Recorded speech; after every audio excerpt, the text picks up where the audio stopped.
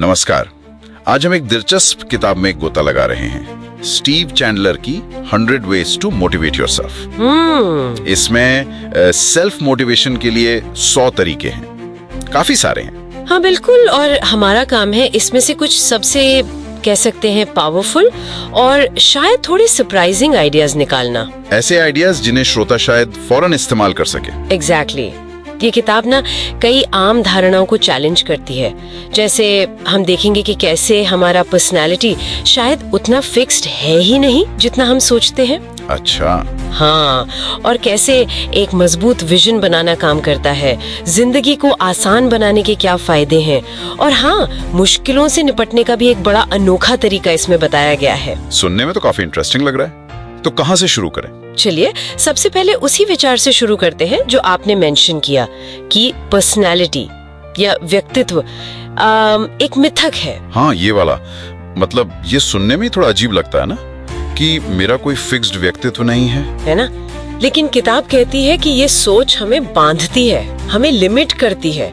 अरस्तु ने भी कुछ ऐसा ही कहा था, याद है, कि हम जो करते हैं वही बन जाते हैं। हम काम करके सीखते हैं और बनते हैं। जैसे कोई इमारत बनाकर बिल्डर बनता है। बिल्कुल वैसे ही। तो इसका मतलब गहरा है। मोटिवेशन इस पर डिपेंड नहीं करता कि आप किस तरह के इंसान हैं, बल्कि इस पर कि आप करते क्या हैं, आपके एक्शन, आपके विचार हर पल। तो मैं मोटिवेटेड फील नहीं कर रहा, ये बस एक बहाना हो सकता है। हाँ, या एक कहानी जो हम खुद को सुना रहे हैं, और कहानी बदली जा सकती है। तो इंतजार नहीं करना है कि कब मोटिवेशन आएगा, बस शुरू करना है। कर्म ही कुंजी है। सही बात है, कर्म।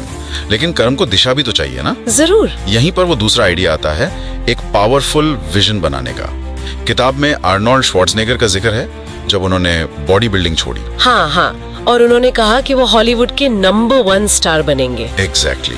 उस वक्त तो ये बिल्कुल अविश्वसनीय लगता था। वो सच हो चुकी है। ये थोड़ा मुश्किल नहीं लगता? मतलब अगर खुद पे यकीन ही ना हो तो? यही किताब का वो आइडिया काम आता है, टेल योरसेल्फ अ ट्रू लाई। मतलब खुद से एक सच्चा झूठ बोलो। अच्छा। अगर आपको अपनी क्षमता देखना मुश्किल लग रहा है तो कल्पना करके शुरू करो, एक झूठ से। झूठ से? हाँ, क्योंकि हमारा जो अवचेतन मन है ना, वो कल्पना और हकीकत में ज्यादा फर्क नहीं कर पाता है। तो जब आप कल्पना करते हैं तो वो भविष्य की कामयाबी का एक तरह से मानसिक खाका, एक ब्लूप्रिंट तैयार कर देता है।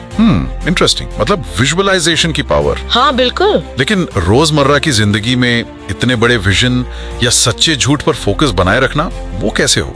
जिंदगी तो काफी कॉम्प्लिकेटेड होती है। बिल्कुल सही सवाल। और यहीं पर तीसरा आइडिया आता है फोकस के लिए, लाइफ को सिंप्लीफाई करना।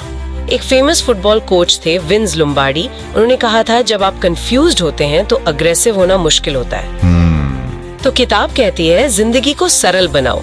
अब इसके कई तरीके हो सकते हैं, जैसे लेखक ने खुद शॉपिंग और बच्चों के साथ टाइम बिताने को कंबाइन कर लिया, एक साथ 2 काम। अच्छा। या फिर एक और उदाहरण है बॉब कोएथर का। उनका फंडा था, जो काम सामने आए उसे फौरन निपटा दो, टालो मत। ओके। पर ये सिंप्लीफिकेशन, ये सरलीकरण काम क्यों करता है? इससे मोटिवेशन या फोकस का क्या लेना देना? क्योंकि ये गैर जरूरी चीजों को हटाता है, क्लटर कम करता है, इससे फोकस बढ़ता है। किताब में डालस काउबॉय के कोच जिमी जॉनसन का एक बढ़िया उदाहरण है। हाँ बताइए। उन्होंने सुपर बोल से पहले अपने प्लेयर्स को एक लकड़ी के फट्टे का उदाहरण दिया। कहा, अगर ये जमीन पर रखा है तो हर कोई इस पर चल लेगा, है ना? हाँ, आसान है। लेकिन अगर वही फट्टा 10 मंजिल ऊपर 2 इमारतों के बीच रखा हो, ओहो, तब तो डर लगेगा। एग्जैक्टली। तब ध्यान फट्टे पर चलने से ज्यादा गिरने के डर पर चला जाता है। सिंप्लीफाई करने से जिंदगी में ध्यान डर और डिस्ट्रैक्शन से हटकर वापस लक्ष्य पर आता है, फोकस बढ़ता है। वाह, ये बढ़िया एनालॉजी थी। फोकस बढ़ाने के लिए सिंप्लीफाई करो। ठीक है, तो हमने पर्सनैलिटी, विजन और सिंप्लीफिकेशन की बात की। अब चुनौतियों का क्या?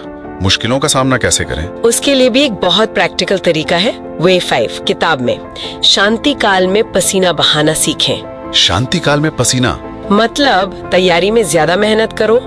लेखक के बचपन के दोस्त रैट निकोल्स की कहानी है। उसे लिटिल लीग बेसबॉल में तेज पिचों से डर लगता था। अच्छा। तो उसने क्या किया? उसने प्लास्टिक की हल्की गोल्फ गेंदों से प्रैक्टिस शुरू की। वो गेंदें पिच की बॉल से भी ज्यादा तेज आती थीं। अरे वाह। मतलब मुश्किल चीज से प्रैक्टिस की। हाँ, सिद्धांत ये है कि अगर आप शांति काल में मतलब प्रैक्टिस में ज्यादा पसीना बहाओगे, जानबूझकर मुश्किल चीज का सामना करोगे, तो युद्ध में यानी असली चुनौती में कम खून बहेगा, वो आसान लगेगी। जैसे मोहम्मद अली करते थे। हाँ। हमेशा बेहतर स्पैरिंग पार्टनर चुनते थे। बिल्कुल वही लॉजिक है। इससे कॉन्फिडेंस बढ़ता है, डर कम होता है और असली काम के लिए मोटिवेशन अपने आप बढ़ जाता है। ये तो बहुत ही पावरफुल टेक्निक है। मुश्किल अभ्यास, आसान लड़ाई। तो अगर हम आज की इस गहरी डुबकी को समेटें, क्या मुख्य बातें रही? मेरे हिसाब से पहली कि पर्सनालिटी कोई पत्थर की लकीर नहीं है, हम जो करते हैं उससे हम बनते हैं। कर्म इम्पोर्टेंट है। दूसरी, एक क्लियर विजन बनाना बहुत जरूरी है, और अगर शुरू में मुश्किल लगे तो कल्पना से एक सच्चे झूठ से शुरू करें। ठीक है। और तीसरी, जिंदगी को सरल बनाएं, गैर जरूरी चीजें हटाएं ताकि फोकस बढ़ सके। और चौथी, मुश्किलों से निपटने के लिए प्रैक्टिस में ही खुद को ज्यादा बड़ी चुनौती दें, तैयारी तगड़ी रखें। हाँ जी, ये 4 मुख्य बातें कह सकते हैं। बहुत बढ़िया। ये सारे ही पॉइंट सोचने लायक हैं। और अंत में श्रोताओं के लिए एक सोचने वाली बात छोड़ते हैं।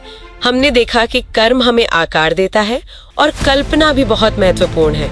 आइंस्टाइन ने भी कहा था कल्पना ज्ञान से ज्यादा महत्वपूर्ण है। हाँ। तो सवाल ये है, वो एक छोटा सा कदम, एक छोटा सा एक्शन कौन सा हो सकता है जो पूरी तरह से आपके मन चाहे भविष्य की कल्पना से प्रेरित हो और जिसे आप आज अभी उठा सकते हैं। मतलब आज के एक्शन को अपनी बेस्ट फ्यूचर कल्पना से कैसे जोड़े इसी पल में।